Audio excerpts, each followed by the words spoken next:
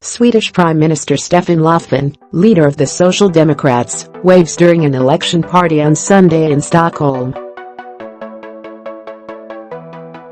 Claudio Bresciani TT via AP, by Bildt bio follow contributing columnist September 10 at 12:36 p.m. For better or worse, Sweden has emerged from its Sunday election as part of the new normal of European politics.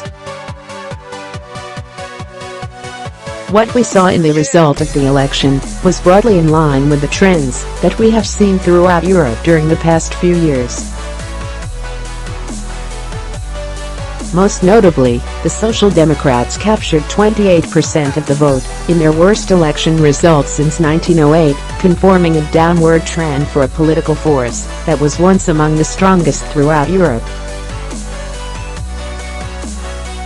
When the party lost power in Sweden in 1976, after having governed for 4 decades, it scored 43% of the vote. Today it registers just above half that number.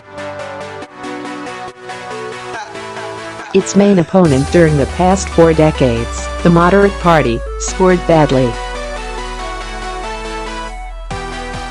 Although both parties did somewhat better than the opinion polls had suggested, the days of large traditional parties dominating Sweden's politics seem to be over. New forces are emerging in Sweden and its more fractured political landscape. The rightist-nationalist Sweden Democrats continue their advance, much to the consternation of everyone else. But impressive as the party's rise was, its gains were less than expected, and the Sweden Democrats remain only the third largest party. The Sweden Democrats' continued rise was undoubtedly helped by the great refugee crisis of 2015, when 1 million desperate refugees from the catastrophe of Syria marched into Europe, with Germany and Sweden as their preferred destination.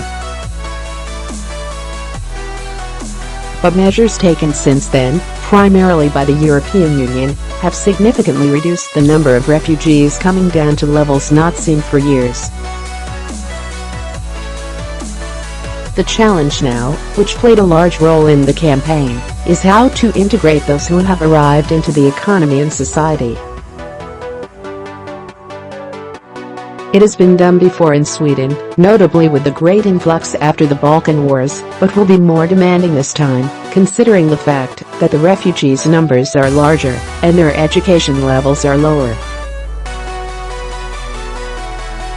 Trade unions and other vested interests are, however, reluctant to loosen labor market regulations and increase wage flexibility, tactics that most experts consider necessary in order to meet the new challenge.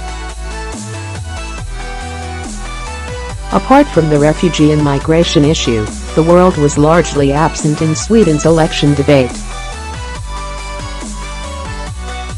There is a consensus on the need to increase defense spending, although there is a dispute over how much and how fast. And the right-wing Sweden Democrats weren't helped in their campaign by their hostility to the EU. Few are willing to voluntarily repeat the chaos that Britain has created for itself.